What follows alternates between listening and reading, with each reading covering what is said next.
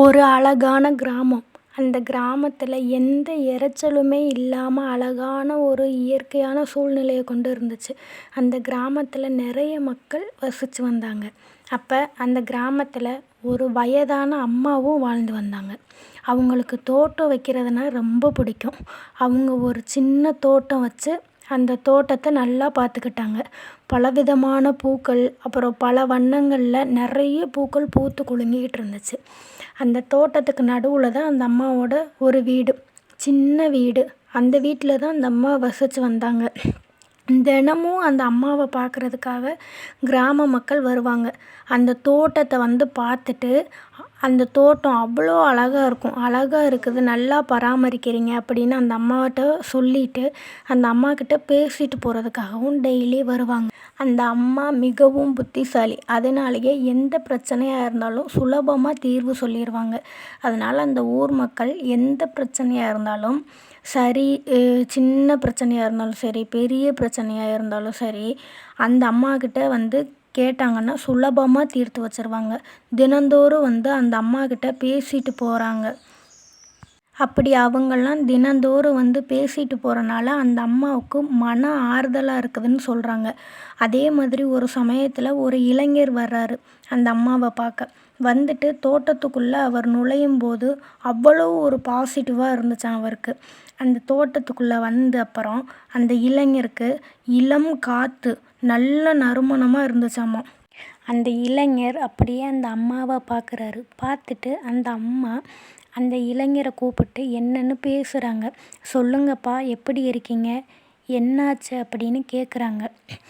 அதுக்கு அந்த இளைஞர், ஒன்றும் இல்லை, என் வாழ்க்கையில் எனக்கு நிம்மதியே இல்லாமலே இருக்கிற மாதிரி இருக்குது அப்படின்னு அந்த அம்மாக்கிட்ட சொல்கிறாங்க.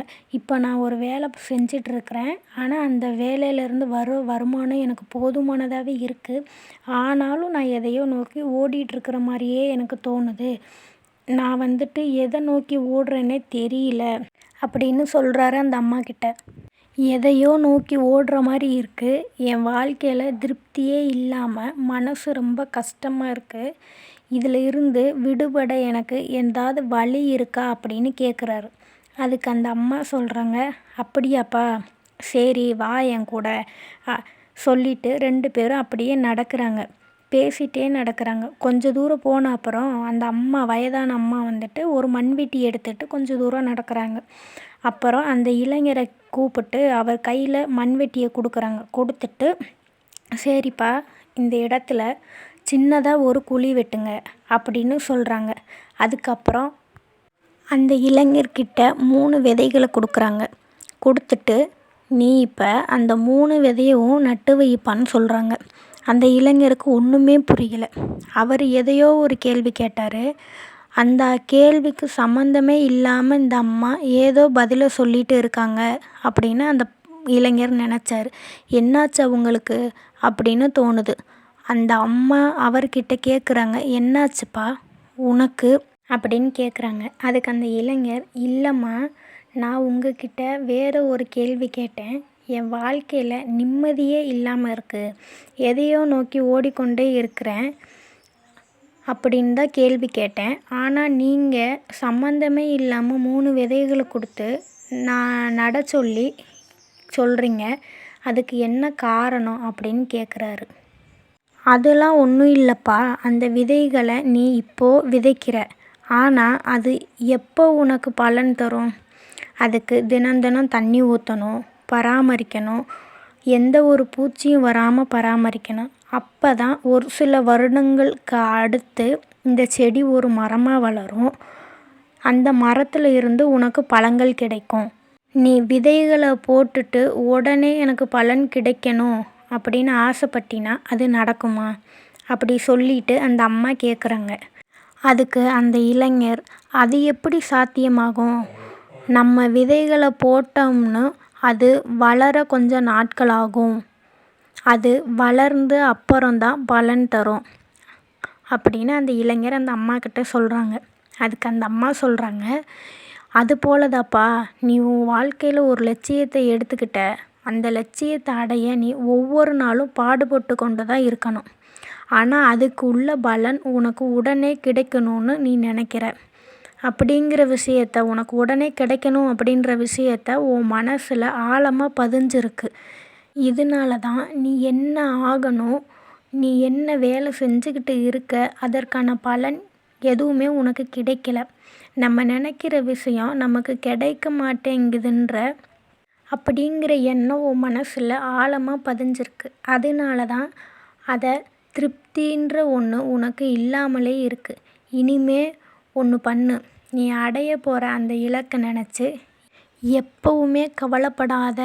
அதுக்கு பதிலாக நீ தினம் அந்த இலக்கை நோக்கி ஓடுற வேலையை மட்டும் பார்த்துட்டே இரு.